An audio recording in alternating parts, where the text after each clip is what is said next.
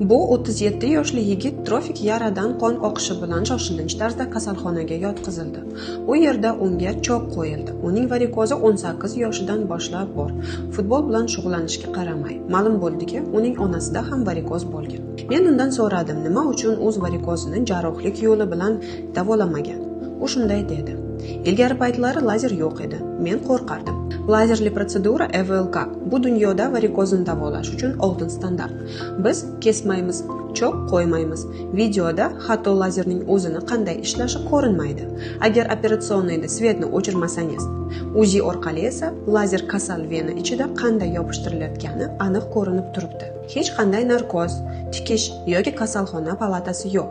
Mening bemorim protseduradan so'ng mustaqil ravishda uyga ketdi. Varikoz, trofik yara va qon oqishigacha yetishni kutmang. Lazer allaqachon bor. O'z vaqtida davolaning, keyin afsuslanmasligi uchun.